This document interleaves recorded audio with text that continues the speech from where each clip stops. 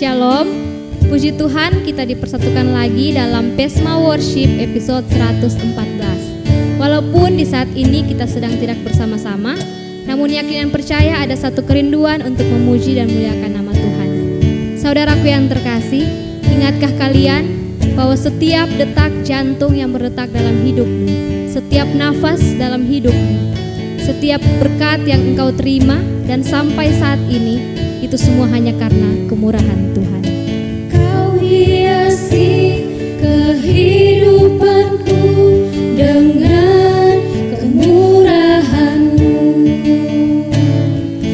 Kau rancangkan masa depanku penuh dengan harapan. Aku ada saat ini, semuanya karena kasih-Mu. Aku hidup hari ini, semua berkat kemurahan-Mu. Terima kasih Yesus, Engkau sangat baik, teramat baik bagiku.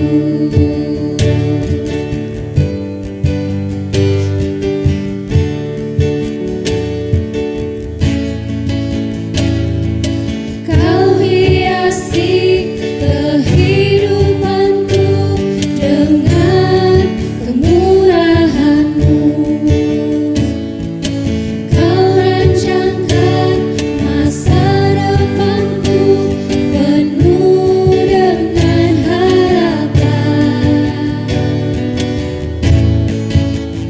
Aku ada saat ini, semuanya karena kasih-Mu. Aku hidup hari ini, semua berkat kemurahan-Mu. Terima kasih Yesus, Engkau sangat baik, teramat baik bagiku. Aku ada saat ini, semuanya karena kasih-Mu. Aku hidup hari ini, semua berkat kemurahan-Mu. Terima kasih Yesus, Engkau sangat baik, teramat baik bagiku. Mari berdoa. Ada ungkapan syukur Bapa yang tak henti-hentinya kami panjatkan ke hadapan hadirat-Mu. Terima kasih untuk setiap kesehatan, kekuatan, sukacita, bahkan berkat-berkat yang masih boleh kami rasakan hingga saat ini. Di saat ini Bapa, kami bersatu hati, Pemuda Sentrum Manado, membawa dalam doa setiap rangkaian ibadah kami di saat ini. Kiranya Tuhan memberkati dari awal, pertengahan hingga berakhir dengan segala baik. Seluruh rangkaian ibadah ini kami serahkan dalam tangan Tuhan yang penuh kasih. Dalam nama Tuhan Yesus kami berdoa. Amin. Ada sukacita hari ini, mari kita memuji Tuhan dengan pujian Terima Sukacita Surga.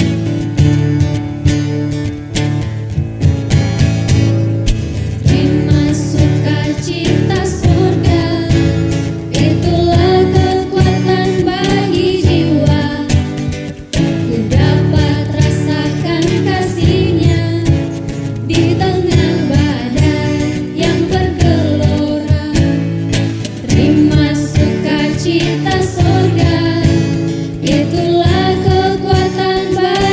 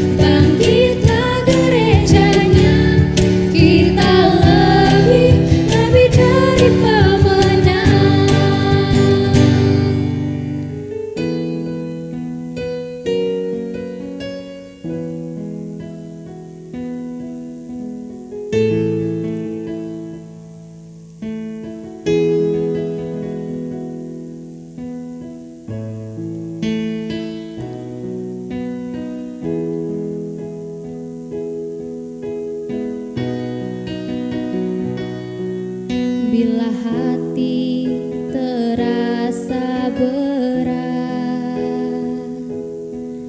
Tak seorang pun mengerti bebanku. Ku tanya Yesus, apa yang harus ku buat? Dia berfirman, mari datanglah. Dia selalu pedulikan aku. Ku datang Yesus, Dia pikul segala bebanku.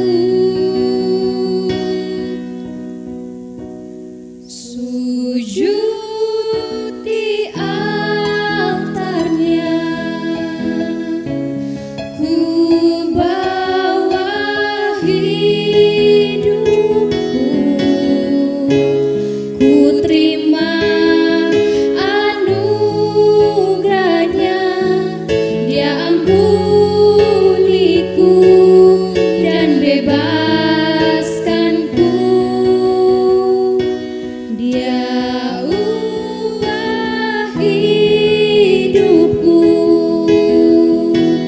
baharui hatiku. Sesuatu terjadi saat datang di altarnya.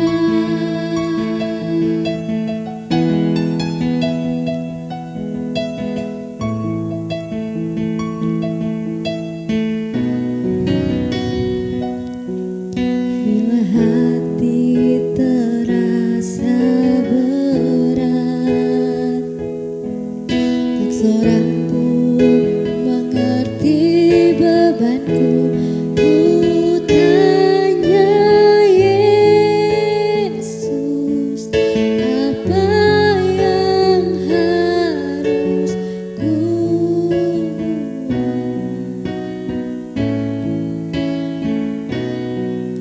Dia berfirman, mari datanglah. Dia selalu pedulikan aku. Ku datang Yesus, Dia pikul segala bebanku. Sujud di altarnya, ku bawa hidupku.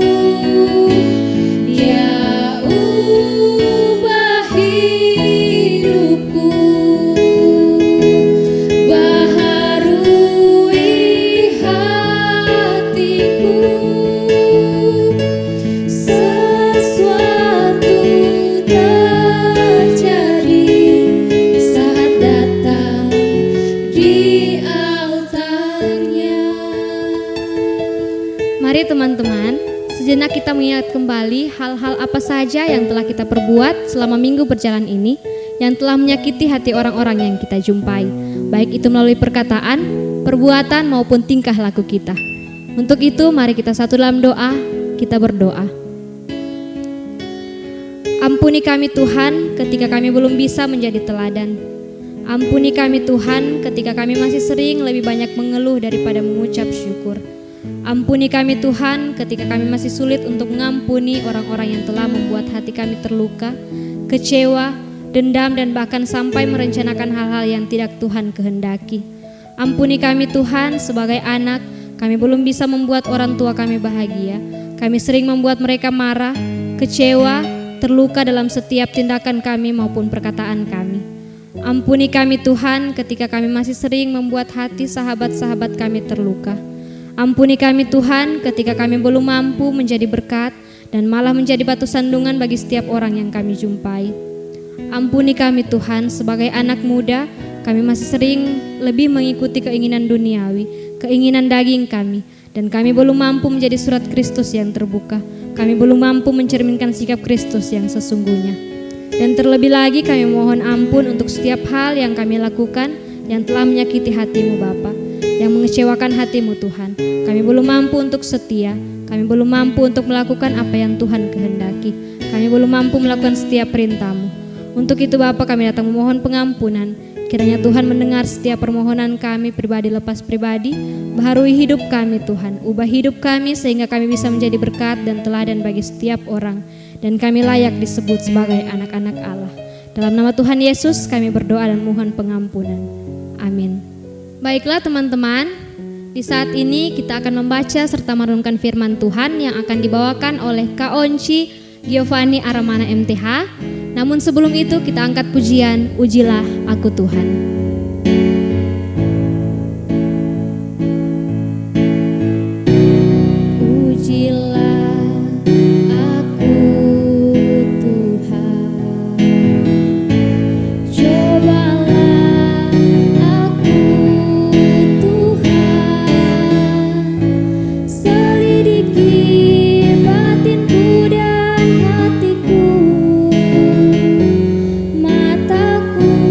Tertuju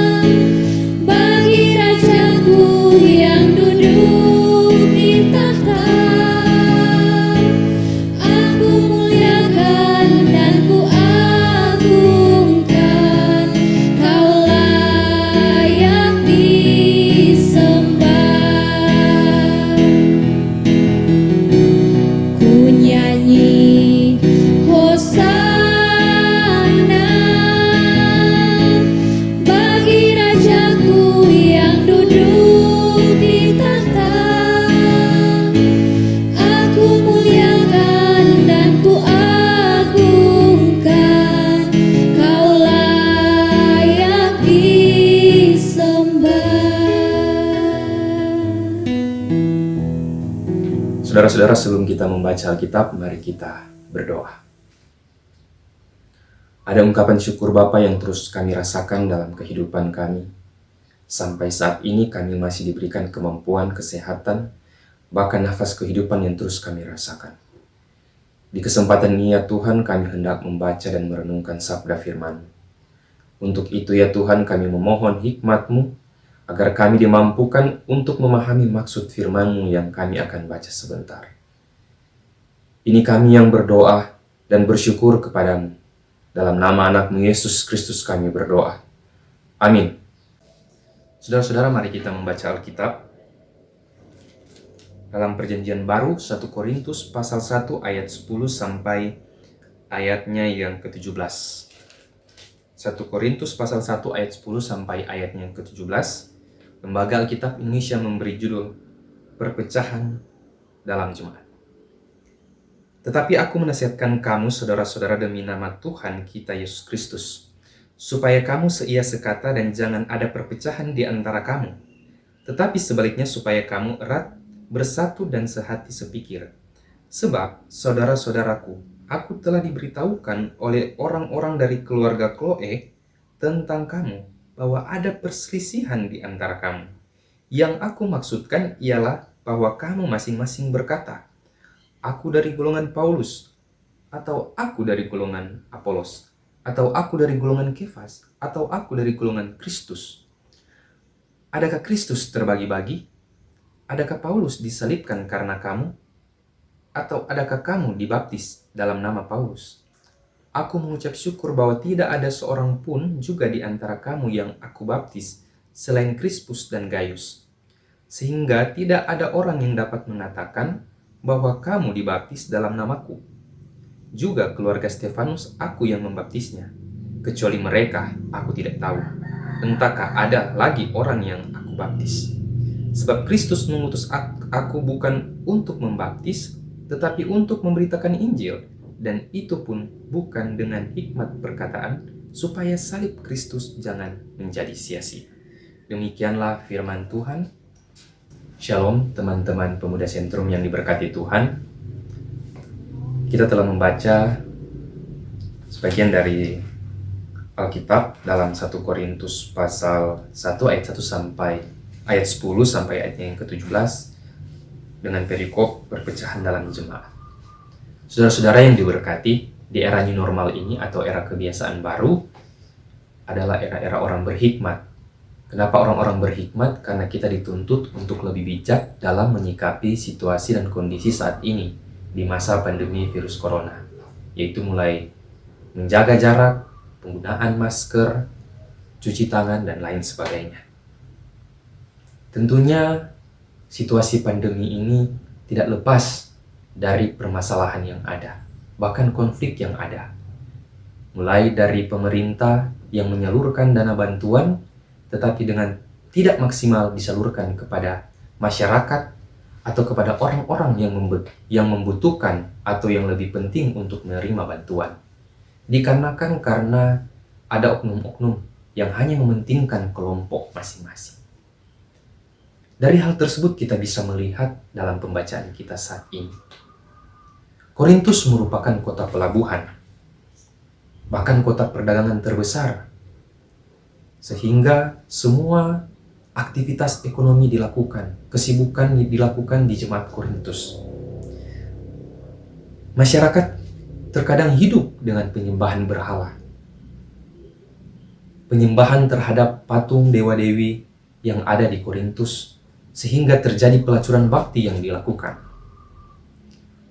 Kunjungan Paulus dalam pelayanan pekabaran Injil, sehingga dia mendirikan gereja yang ada di Korintus. 1 tahun setengah Paulus tinggal di sana, dalam Kisah Para Rasul 18. Ketika Paulus tidak berada di Korintus, Paulus mendengar tentang adanya persoalan dalam jemaat yang harus diatasi. Antara lain, terdapat berbagai kelompok anggota jemaat yang hidup dengan beberapa golongan yang ada, sesuai dengan pembacaan saat ini. Di sisi lain, kelompok anggota jemaat yang menyamakan pemahaman antara penyembahan berhala dan perjamuan kudus bahwa seolah-olah tidak ada perbedaan antara roti dan anggur dalam perjamuan kudus, di mana persembahan yang diberikan kepada dewa-dewi yang ada di Korintus pada waktu itu sama dengan perjamuan kudus bagi mereka.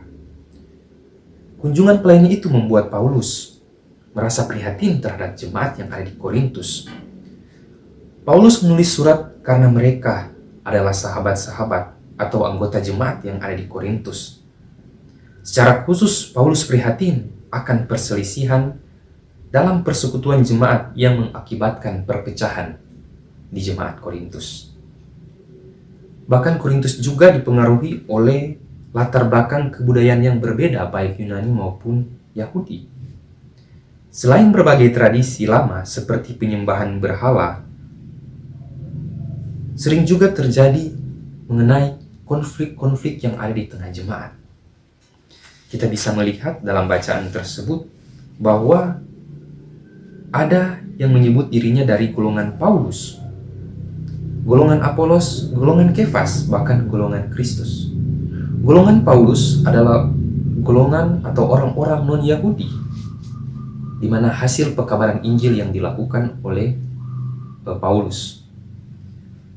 Kemudian dari golongan Apolos, di mana golongan ini adalah terdiri dari orang-orang yang memiliki intelektual yang sangat tinggi, filsafat mereka yang sangat besar, yang sangat diakui di Korintus. Kemudian dari golongan Kefas, orang-orang Yahudi, di mana golongan Kefas ini adalah orang-orang Yahudi yang sangat patuh, yang sangat taat terhadap hukum Taurat, yang sangat berpegang teguh pada hukum Taurat. Kemudian dari golongan Kristus, di mana golongan ini terdiri dari orang-orang yang menganggap diri mereka yang paling benar sesuai dengan ajaran Kristus. Berbeda dengan kelompok-kelompok yang lain. Kelihatannya, jemaat terpecah karena saling mengklaim bahwa rasul-rasul mereka atau pengikut-pengikut yang mereka ikuti adalah yang paling benar. Sehingga mereka ada yang memilih Paulus, memilih Apolos, memilih Kefas, bahkan memilih dari golongan Kristus. Tentu saja dari antara tokoh-tokoh yang menjadi idola mereka memiliki kelebihannya masing-masing, sehingga terjadilah suatu perpecahan, terjadilah suatu kelompok, sehingga menuju pada suatu perpecahan konflik yang ada di jemaat Korintus. Sayangnya, kelebihan yang dilihat dari ketiga tokoh yang disebutkan telah mengantar jemaat pada perpecahan. Paulus tidak membiarkan jemaat di Korintus berlama-lama dalam perselisihan. Perselisihan tidak akan memberikan keuntungan bagi pertumbuhan gereja yang ada di Korintus. Sebaliknya, perpecahan hanya membawa gereja pada kerugian besar, sehingga Paulus dalam kewibawaannya sebagai hamba Tuhan datang menyelesaikan dengan nasihat demi nama Tuhan Yesus Kristus, supaya kamu seia sekata dan jangan ada perpecahan di antara kamu. Tetapi sebaliknya, supaya kamu erat, bersatu, dan sehati sepikir. Dalam konteks perikop ini, ternyata bukan hanya pada persoalan saling mengklaim kelompok mana yang paling benar, tetapi juga ada persoalan ajaran. Salah satunya itu persoalan ajaran mengenai dogma yang dipengaruhi oleh persoalan yang mengidolakan rasul-rasul mereka juga. Saudara-saudara, teman-teman pemuda yang diberkati Tuhan, tentunya makna dari firman ini kita bisa melihat bagaimana perpecahan seperti yang terjadi di jemaat Korintus sangat mudah juga terjadi dalam kehidupan suatu persekutuan jemaat,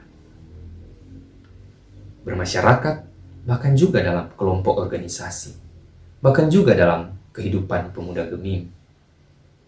Saya tidak tahu kalau pemuda yang ada di sentrum apakah ada kelompok-kelompok tertentu, saya tidak tahu.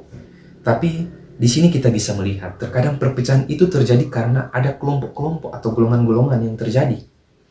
Perpecahan kadang kala dipicu oleh karena perbedaan pendapat, perselisihan pendapat, sehingga hanya mementingkan kepentingan sendiri, bukan kepentingan orang lain atau kepentingan bersama. Perbedaan pendirian dan perasaan setiap orang tentunya menjadi pemicu utama dalam konflik sosial, kehidupan, dalam bergereja, apalagi dalam pemuda Gemim saat ini, yang terkadang dibuat kelompok-kelompok orang-orang tertentu yang mementingkan kelompok mereka, mementingkan pribadi mereka, bahwa kelompok ini yang paling benar, bahwa kelompok ini yang sangat dekat dengan orang-orang ini. Oh, kalau kelompok sebelah ini, kelompok cuma biasa-biasa, jadi orang mesti berkelompok dengan orang-orang tertentu, memisahkan diri dari kelompok tersebut. Padahal mereka dulu adalah suatu kesatuan, kebersamaan yang dibangun selama bertahun-tahun, kebersamaan yang dibangun erat, tapi karena hanya ada kepentingan, hanya melihat orang lain atau melihat kelompok yang lain lebih, maka terjadilah suatu konflik, perpecahan. Mulai melihat orang lain lemah, mulai melihat orang lain bahwa ini yang memiliki kelebihan. Oh, karena dia warna ini kita mesti pilih Pak ini. Oh, karena dia warna ini kita mesti berdekat supaya kita lebih akrab, supaya kita ada nama. Biasa begitu. Biasa kan orang-orang kalau ingin terlihat berwibawa atau supaya ada nama, kita mesti dekat dengan orang-orang tersebut. Demikian. Pemuda Gemim Sentrum Manado yang diberkati Tuhan. Dari pembacaan ini kita juga bisa melihat bahwa pengalaman konflik yang ada di jemaat Korintus hendaknya menjadi tanda awas dalam kehidupan berjemaat.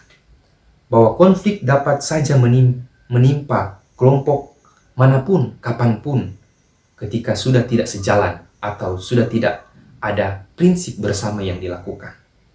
Akan tetapi keadaan konflik ini juga merusak pemahaman-pemahaman orang lain, menganggap diri yang paling benar seperti golongan Kristus, orang-orang intelek seperti golongan Apolos, atau yang merasa diri paling berhikmat, yang sangat patuh terhadap hukum-hukum agama atau hukum-hukum Taurat seperti golongan Kefas. Ini menjadi tanda awas bagi kita sebagai pemuda Gemim, terlebih khusus teman-teman pemuda Sentrum. Marilah kita memisahkan diri, menghancurkan tembok-tembok pemisah yang terkadang membuat kita merasa diri yang paling benar, kelompok kita yang paling benar. Mari kita satukan tekad, membangun relasi iman satu dengan yang lain, agar teman-teman bisa sama-sama saling menopang satu dengan yang lain dalam pelayanan.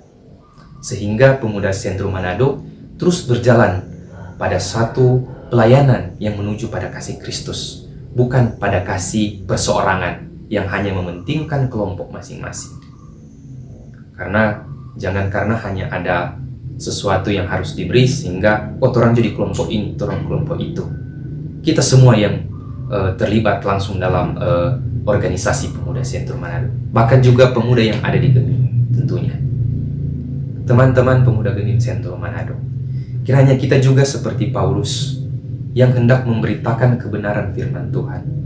Bukan kita terfokus pada si pemberita firman, tetapi kita fokus pada si penyampaian atau pemahaman firman yang kita baca. Karena kalau kita fokus pada si pemberita firman, berarti kita mengidolakan orang tersebut, bukan mengidolakan firman yang Yesus ajarkan lewat pembacaan kita saat ini dalam kitab Korintus. Mari kita selalu menopang satu dengan yang lain.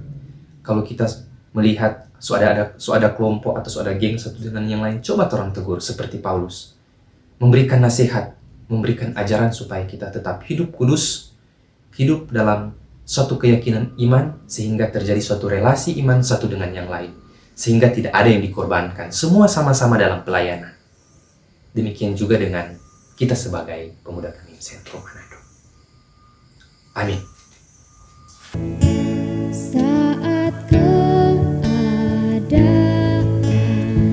sekelilingku ada di luar kemampuanku, ku berdiam diri mencarimu, doa mengubah segala sesuatu.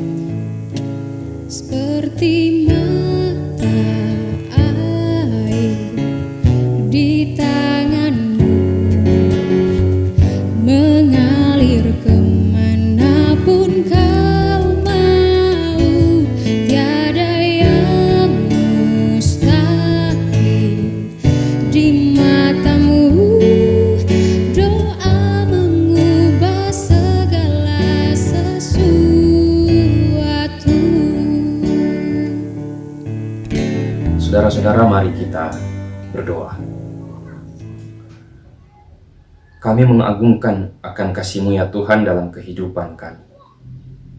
Itu nyata sampai saat ini kami masih terus dimampukan melaksanakan semua tugas dan tanggung jawab kami. Untuk itu ya Tuhan, ajarkanlah kami untuk selalu berterima kasih. Berilah kami selalu hikmat, agar kami terus dekat dengan-Mu ya Tuhan, sehingga kami menjadi relasi iman satu dengan yang lain, bahkan sesama kami manusia ya Tuhan. Terlebih khusus kami sebagai anggota Pemuda Gemim Sentro Manado. Ya Bapa dalam kerajaan sorga, bersyukur atas firman-Mu yang boleh kami baca dan kami renungkan saat ini. Engkau terus bekali kami ya Tuhan, lewat firman-firman-Mu yang kami baca lewat Alkitab. Biarlah firman-Mu ini menjadi pedoman dalam kehidupan kami ya Tuhan, agar selalu menjadi patokan dalam kehidupan kami, melaksanakan tugas dan tanggung jawab kami. Ya Allah ya Tuhan, kami juga mau berdoa buat Komisi Pemuda Gemim Sentro Manado. Semua yang terlibat ya Tuhan, Engkau berkati. Beri mereka selalu hikmat ya Tuhan, agar apa yang mereka kerjakan itu mendatangkan berkat dalam kehidupan mereka. Pengurus yang ada dalam Komisi Pemuda Gemim Sentro Manado, Penatua Sheila Rondonowo, STH, Engkau terus berkati, bahkan komisi yang lain. Beri mereka hikmat ya Tuhan. Jangan jadikan ini sebagai beban, melainkan berkat yang Engkau berikan. Begitu juga ya Tuhan, kami mau berdoa buat rekan-rekan Pemuda Gemim Sentro Manado yang mungkin dalam keadaan sakit. Engkau berkati mereka ya Tuhan, jamah mereka, obat makanan yang mereka konsumsi. Biarlah semua itu mendatangkan kesembuhan dalam tubuh mereka. Rekan-rekan pemuda yang berhari ulang tahun juga Engkau berkati ya Tuhan. Kiranya kesehatan, kekuatan dilimpahkan terus dalam kehidupan mereka. Berdoa juga ya Tuhan buat keluarga kami. Biarlah apa yang menjadi cita-cita dan harapan kami Engkau terus berikan. Di masa pandemi ini ya Tuhan, Engkau mampukan kami. Iman kami terus ditambahkan, bahkan kesehatan dan kekuatan, agar kami dihindarkan dari segala sakit penyakit ya Tuhan. Mampukan pemerintah yang ada di Provinsi Sulawesi Utara untuk menjaga kami ya Tuhan, melindungi kami, bahkan memberikan kami arahan untuk mengikuti protokol kesehatan yang ada, sehingga kebijaksanaan terus kami rasakan, sehingga kami mampu melewati segala yang ada, bahkan di masa pandemi ini ya Tuhan. Bapa dalam kerajaan sorga, berkati juga buat BPMJ yang ada, pelayan khusus yang ada. Kau berkati kehidupan mereka, mengelola administrasi yang ada. Kiranya ada relasi satu dengan yang lain, baik ketua jemaat maupun pelayan khusus Engkau berkati ya Tuhan. Bapa dalam kerajaan sorga, ini kami yang berdoa, bermohon dan bersyukur kepadamu. Dalam nama anak-Mu Yesus Kristus, kami berdoa. Amin.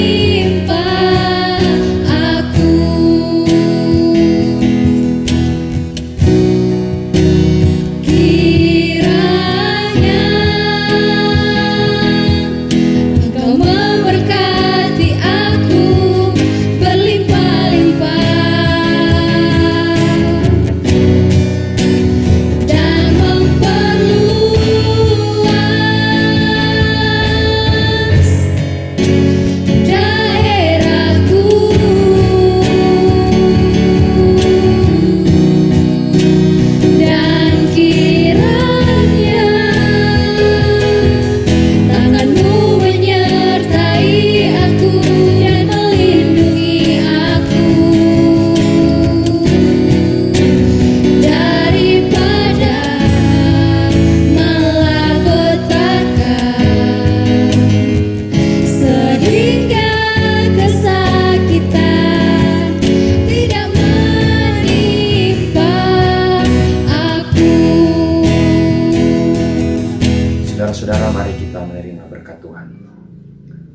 Allah sumber segala berkat terus memberkati pemuda Sentrum Manado saat ini sampai selama-lamanya.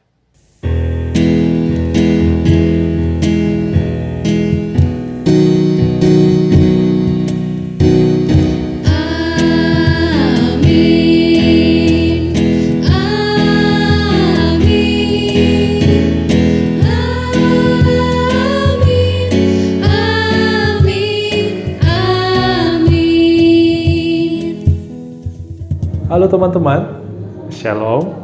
Ibadah Pesma Worship yang ke-114 telah selesai. Kami, Komisi Pemuda Jemaat Sentrum Manado mengucapkan banyak terima kasih kepada Kadim saat ini, Onci Giovanni Aramana MTH, dan juga kepada WL Putri Kabuhung Tambigu, dan juga singers Bella Tampoli, Shirley Prong, dan tim musik Julio Tombongkasi, Alexander Fogus, dan juga Antrogoni. Dan kepada tim multimedia Kak Alan bersama Tasya. Semuanya ini untuk kemuliaan nama Tuhan. Terima kasih kepada teman-teman yang sudah mengikuti ibadah saat ini. Terpujilah nama Tuhan. Terima kasih teman-teman. Shalom. Damai di hati. Di pihak kita siapa